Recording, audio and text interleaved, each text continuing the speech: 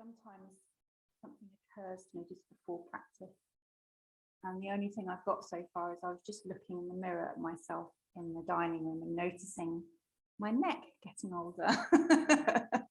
I was looking at it and thinking, oh yeah, I can see that that's not the young neck I once had. It's not, it's not too bad yet, but it's definitely changing. And I guess that change and time passing is also on my mind, just talking to Lizzie in the dining room, who's not been here for a little while, which makes me think about the past 2 years and the past 7 years that we've been here, and how most things, there were some big changes when we moved in and we arranged everything as a temple rather than a hotel. This used to be the breakfast room where people would eat their bacon and eggs. So it really smelled of bacon and eggs when we first arrived. And there was a very old carpet that had lots of bacon and eggs on it, probably, and very worn. So we moved all the furniture and had a new carpet and set up the shrine. And then this mandala appeared a few years ago now. So there were lots of big changes when we moved in, and then less dramatic changes, but dramatic nonetheless, that when we welcomed our new Buddha to the shrine room, that felt like the start of a new era, that he's got a very different quality to the Buddha that's in the hallway now, who was on the shrine before. It changes the whole atmosphere of the room. And Buddhism tells us that everything is impermanent, that we spend a lot of our lives either wanting things to be more impermanent than they are or less impermanent than they are, wanting to hold on to the things that we like just as they are, or rely on, or get used to, or are afraid of losing, and rubbing up against the things that we don't like, the things that make us uncomfortable or get in the way or cause us pain. And I guess the reality is that life is a bit like how it's been in the temple, that every so often there are these kind of seismic shifts, like earthquakes, where a lot of different things get shaken up in the air, maybe practically, maybe emotionally, and then everything comes down in a different place. And then much more frequently, there are small shifts, new chairs in the dining room, or new candle holders.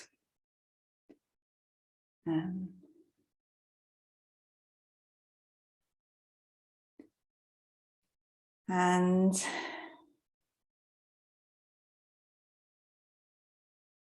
ideally, in an ideal world, we would be able to accept all of these things just like that. But as human beings, it's understandable that some change is really hard. And it's like, a whole supporting wall has suddenly disappeared. And then how do we know that we're going to stay upright? And the reverberations that move through our system when things change. And the implications of things changing, the kind of remembering that we're not in control as much as we'd like to think, remembering about death, remembering about kind of things that have happened in the past that have felt out of control. So one of the things that we practice when we come together here in this room is turning our attention just for a little while towards 3 things that are permanent, that are always present, whether we can access them or not, whether we believe in them or not, whether we have an experience of them or not. And that's what Buddhists all over the world do. That we rely on the community of people that practice together, whether that's the people in this room or the people connected to this temple or other people on a spiritual path, whatever that path is. We rely on the Sangha. We rely on all the teachings and the wisdom that is present in the world, not just in Buddhist teachings, but in everything. And we rely on the Buddha and the embodiment of love and wisdom that the Buddha is, both Shakyamuni Buddha and all the other Buddhas that we might be in relationship with, Amida Buddha. Can't think of any others, all the others, there's lots of them. Medicine Buddha, Vajrasattva. Yeah. I can't think of any more. Sorry, Buddhas, we know you're all there, we just can't remember your names right now. And how do we lean into those three things? In lots of different ways. One of the ways we lean into those three things is by coming here and being together. A way that often really works for me is being in nature. Nature connects me straight in with those kinds of qualities and that kind of refuge. We might have a little private practice where I know Philip's doing a prostrations practice at the moment, or just sitting for 5 minutes, or chanting for a little while, or offering something to the Buddha every day. Lots and lots of different ways that we can cultivate these relationships. And the more we cultivate them, the more reliable they are. Like any relationship, when we put work into it, not in a kind of oh, I must do this thing, but oh, I just might like to hang out with the Buddha for 10 minutes, then that adds into the holding quality of that refuge. So lots has changed, lots has stayed the same, and it's a different form on the shrine, but it's the same infinite light streaming through. And as we move into silence together, you might just want to hang out with the Buddha. Just picture the Buddha however you want to picture him or her or they. Sometimes I quite like to picture an absolutely massive Buddha and just lie in the palm of her hand for a little while, where it's really comfy and safe and soft. You might want to lean into the Buddha's lap, or you might want to lie on the ground, the grass in front of the Buddha. However the Buddha appears to you, let the Buddha be like that. And just hang out and see if any of the qualities of the Buddha start to rub off on you. Whatever comes up, just make an offering of it to the Buddha. And if you become peaceful, just enjoy being in the peace. If you don't become peaceful, that's also fine. And then after a while, we will chant Namo Tassa. Now, why am I chanting Namo Tassa? Because Brian had Namo Tassa come into his brain this week. So we'll chant Namo Tassa, and the words for that are on your bit of paper. Namo Midabit.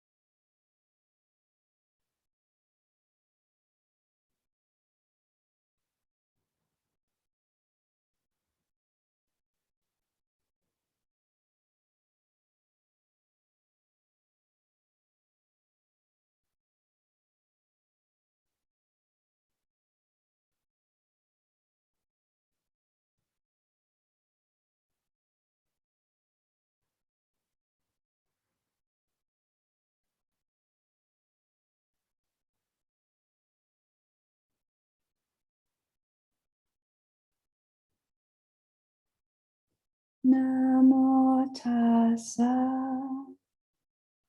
bhagavato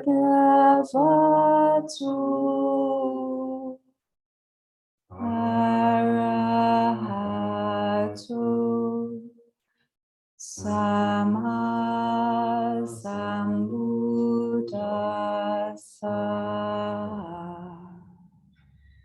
Namo tassa bhagavato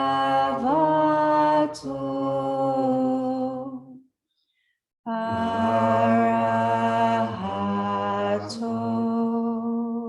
sama sambuddhassa.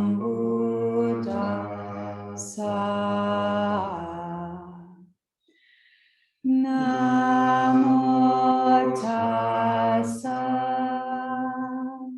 bhagavato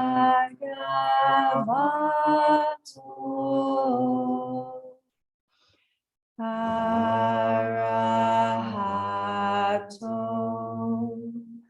sama sambuddhassa.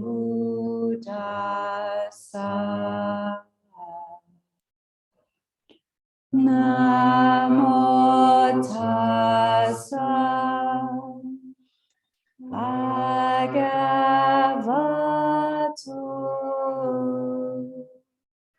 arahato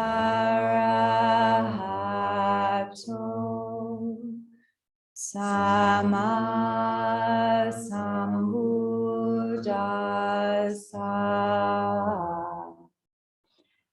Namo tassa bhagavato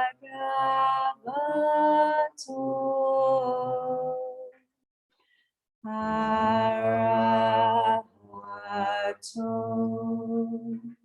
sama sambuddhassa.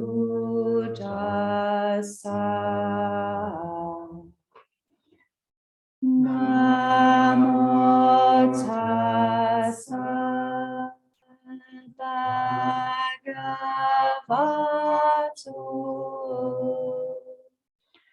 arahato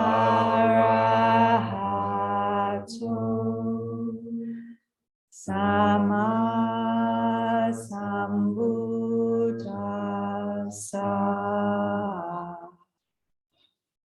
Namo tassa bhagavato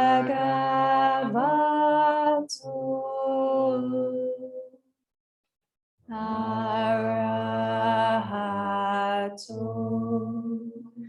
sama sambuddhassa.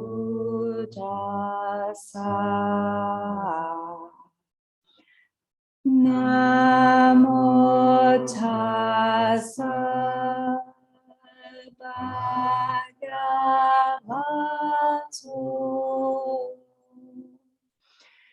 arahato sama sambuddhassa.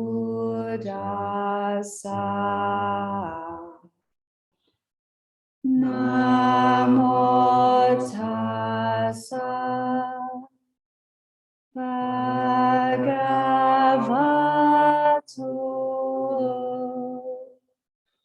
arahato sama sambuddhassa.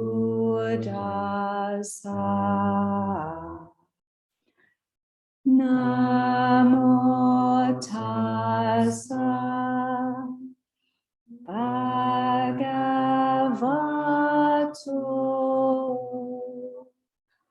arahato sama sambuddhassa.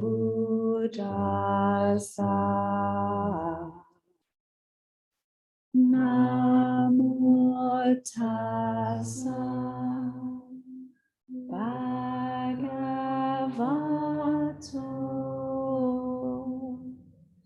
arahato sama sambuddhassa.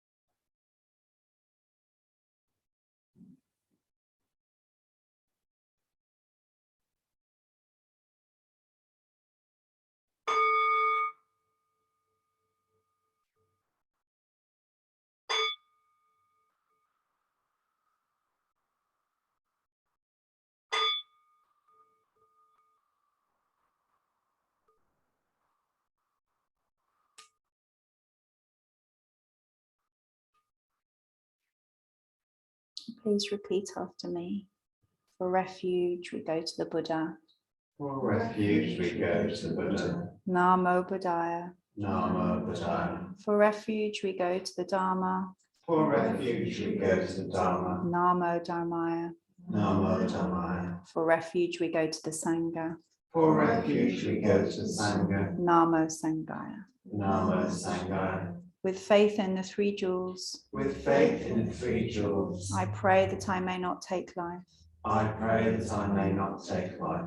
With faith in the three jewels, With faith in the three jewels, I pray that I may not steal. I pray that I may not steal. With faith in the three jewels, With faith in the three jewels, I pray that I may not fall into sexual misconduct. I pray that I may not fall into sexual misconduct. With faith in the three jewels, With faith in the three jewels, I pray that I may not fall into wrong speech. I pray that I may not fall into wrong speech. With faith in the three jewels, With faith in the three jewels, I pray that I may avoid intoxication. I pray that I may avoid intoxication. No blame. No blame. Be kind. Be kind. Love everything. Love everything. Innumerable are sentient beings. We vow to save them all. Inexhaustible are deluded passions. We vow to transform them all. Immeasurable are the Dharma teachings. We vow to master them all. Infinite is the Buddha's way. We vow to fulfill it completely.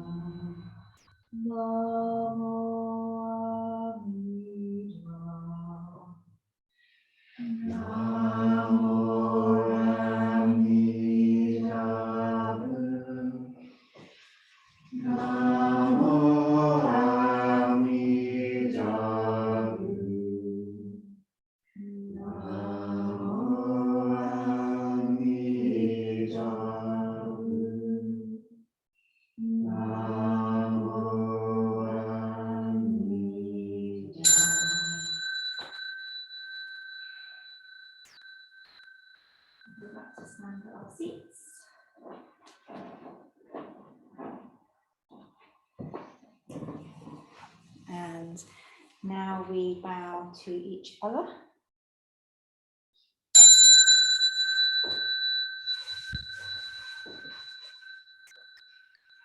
And to the Buddha. Tidy our seats and bow to our seats.